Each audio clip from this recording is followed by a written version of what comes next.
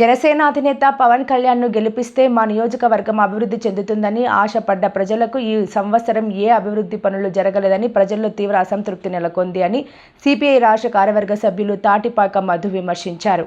శుక్రవారం ఉదయం స్థానిక పిఠాపురం సూర్యరాయ గ్రంథాలయంలో పార్టీ 16వ నియోజకవర్గ మహాసభ కేశవరపు అప్పలరాజు అధ్యక్షతన జరిగింది.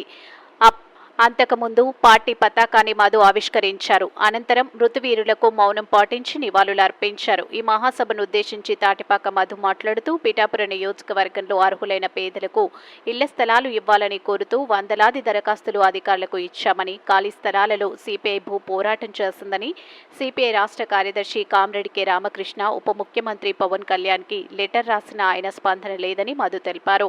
ఇంకా ఈ సభలో సిపిఐ జిల్లా కార్యవర్గ సభ్యులు పి సత్యనారాయణ, మహిళా సమైక్య జిల్లా ప్రధాన కార్యదర్శి ఏ భవానీ, అరుణ, సిపిఐ నాయకులు రెడ్డి గోవింద్, లెనిన్ తదితరులు ప్రసంగించారు. సిపిఐ మహాసభల కాలం ప్రారంభమైంది.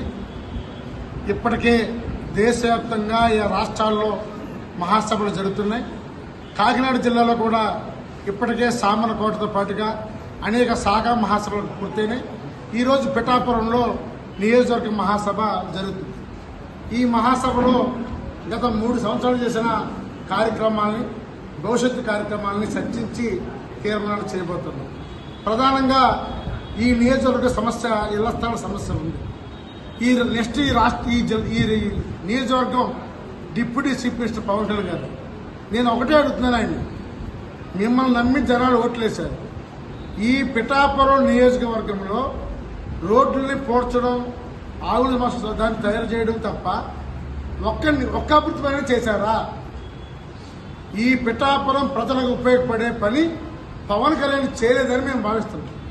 ఎందుకంటే నిజంగా ఆయన చేయాలంటే పిఠాపురం పట్టణంలో ఇళ్ల స్థలాలు లేని నిరుపేదలకు, అరువులైన పేదలందరికీ 2 సెంట్లు చెప్పిన ఇళ్ల స్థలాలు ఇవ్వండి. మీరు చెప్పింది రూరల్ ప్రాంతాల్లో 3 సెంట్లు ఇవ్వండి. భూమి లేదా ఉంది. కొత్తపల్లి మండలంలో భూమి ఉంది, పిఠాపురం మండలంలో భూమి ఉంది. ఇళ్ల స్థలాలు ఇస్తేనే మీరు నిజంగా మీరు బాగుంటుందని మేము కోరుతున్నాం. ఎందుకంటే అదే నిజమైన అభివృద్ధి అని తెలియదు. ఇంక రెండవది, రాష్ట్ర గవర్నమెంట్ 10 గంటలు చేయాలని నిర్ణయించింది. దీన్ని తీవ్రంగా వ్యతిరేకిస్తుంది. 8 గంటల పని విధానానికి దాన్ని పోరాడి సాధించుకున్నాం. దీన్ని 10 గంటలు చేయడం కరెక్ట్ కాదు. దీని వెంటనే ఆపాలని కోరుతున్నాం. అదేవిధంగా జూలై 9 కార్మిక లేబర్ కోడ్ రద్దుకై కార్మిక హక్కుల కోసం, సమరశీల ఉద్యమాల కోసం చట్టాలు ఉండాలనే ఉద్దేశంతో జూలై 9న ఏదైతే సార్వత్రిక సమ్మె ఉందో ఆ సమ్మెను అన్ని వర్గాల వారు జయప్రదం చేయాలని కోరుతున్నాం. అలాగే విశాఖ ఉక్కుని ఆ రోజు పవన్ కళ్యాణ్ గారు, పురంధేశ్వరి గారు, చంద్రబాబు, లోకేష్ మీరందరూ కూడా విశాఖ స్టీల్ ప్రదర్శితం చెప్పారు. ఇప్పటికి సంవత్సరం అవుతున్నా, ఇప్పటికే వాళ్ళ ఉద్యమాలు దేశంలో చేస్తున్నా మీరు ఒక్కసారి కూడా పోలేదు.